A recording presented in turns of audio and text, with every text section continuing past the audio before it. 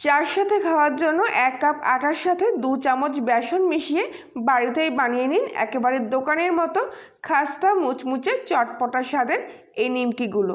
আর এগুলো একবার বানিয়ে স্টোর করেও রাখতে পারবেন। আর সেজন্য প্রথমেই আমি এখানে 1 কাপ পরিমাণ আটা নিয়ে নিয়েছি। এবার এর মধ্যে নিয়ে নেব 2 চামচ পরিমাণ বেসন। বাজারে কেনা যে কোনো বেসন হলেই চলবে। স্বাদ মতো সামান্য লবণের মধ্যে দিয়ে দিলাম। আর নিয়ে নিচ্ছি কিছুটা কাঁচা জোয়ান। জোয়ানটা এইভাবে হাতের মধ্যে একটু পিষে নিয়ে তারপরে দিয়ে দেবো, এতে জোয়ানের গন্ধ আর স্বাদটা ভালো আসবে।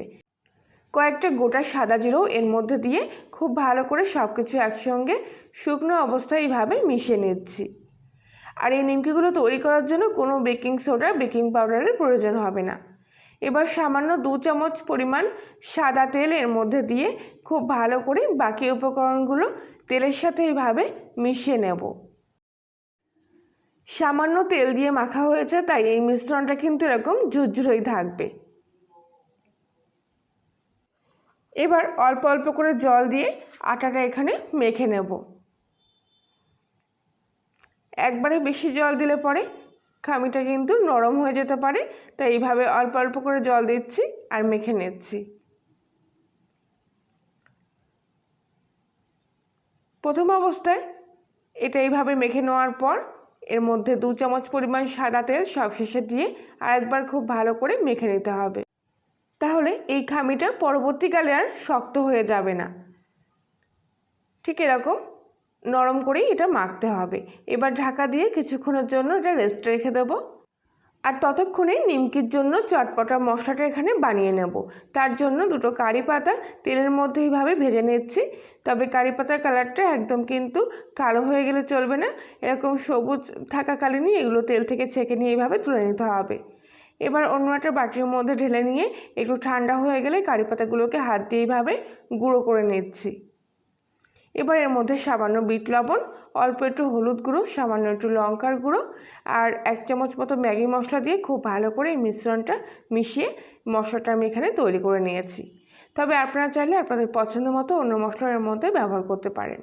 এবার আগে থেকে মেখে রাখা আটাটা যেটা রেস্ট রেখে দিয়েছিলাম সেটা আবার খুব ভালো করে আরেকবার এইভাবে মেখে নিচ্ছি। আর লম্বা একটা এরকম রোল মতো করে নিয়ে এর থেকে গোটা কয়েক লেচি আমি কেটে নেব। লেচিগুলো এরকম বড় বড় সাইজের করেছি, সেজন্য আমার 3টে লেচি এখান থেকে বেরিয়েছে। তো এবার এগুলো হাতের মধ্যে নিয়ে এরকম গোল গোল করে একটু হালকা চ্যাপ্টা মতো করে নেব। বাকিগুলো একইভাবে তৈরি করে নেওয়া হয়ে গেলে এবার এর থেকে একটা লেচি চাকির মধ্যে নিয়ে এর উপর থেকে শুকনো আটার গুঁড়ো ছড়িয়ে এরকম রুটির মতো করে বেলে নেব। তেল দিয়ে বেলবেন না, অবশ্যই এরকম শুকনো আটা কিংবা ময়দার গুঁড়ো ছড়িয়ে রুটিগুলো বেলে নিতে হবে। খুব একটা বেশি পাতলাও না আবার একেবারে মোটাও না, দুটোর মাঝামাঝি রেখে এখানে রুটিগুলো আমি এখানে বেলে নিয়েছি। তো এবারে এর উপর থেকে কিছুটা সাদা তেল এইভাবে ছড়িয়ে দিলাম। তারপরে তেলটা খুব ভালোভাবে রুটির উপর থেকে এইভাবে ব্রাশ করে নিচ্ছি। এরপর এর উপর থেকে শুকনো ময়দার গুঁড়ো এইভাবে একটু ছড়িয়ে দেব। রুটিটা এবার আমি অন্য একটা প্লেটের মধ্যে তুলে নিচ্ছি।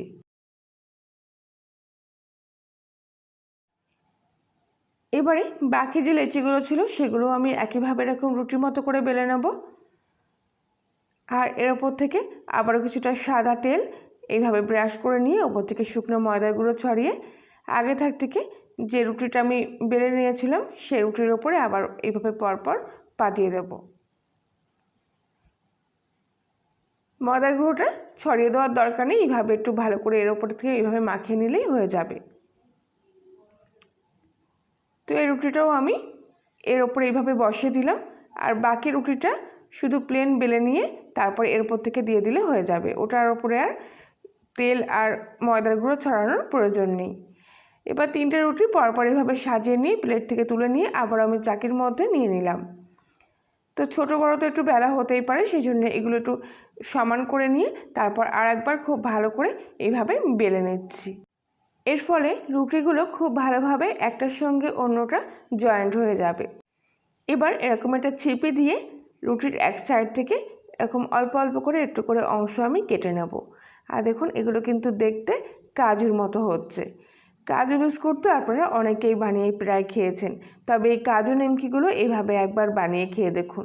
এত সুন্দর খেতে লাগে যে চায়ের সাথে আর অন্য কিছু খেতে মন চাইবে না একবার এভাবে বানিয়ে খেলে। হাতের কাছে একটু আটা মাখা থাকলেই ঝটপট 2-3টে রুটি বেলে নিয়ে কিন্তু খুব সহজে এগুলো আপনারা করে নিতে পারবেন। আর বিশেষ করে বর্ষাকালে এগুলো যদি বেশি করে নিয়ে স্টোর করে রাখা যায়, তাহলে সন্ধ্যেবেলা চায়ের সাথে কি খাবো সেটা নিয়ে কিন্তু আর চিন্তা করতে হয় না। তো বাকিগুলো আমি ঠিক একইভাবে এখানে কেটে নিচ্ছি। পরপর এইভাবে লাইন দিয়ে কাটবেন, তাহলে কাটতে সুবিধা হবে আর বেশি আটাও কিন্তু নষ্ট হবে না। শুধু জাস্ট মাঝখান দিয়ে এরকম একটা সরু ফালি বাদ যাবে।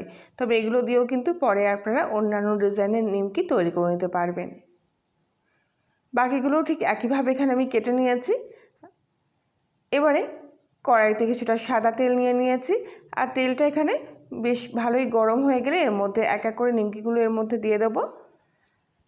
আর দেওয়ার কিছুক্ষণের মধ্যেই দেখবেন এগুলো কিন্তু এইভাবে তেলের মধ্যে ফুলে গিয়ে ভাজতে শুরু করবে।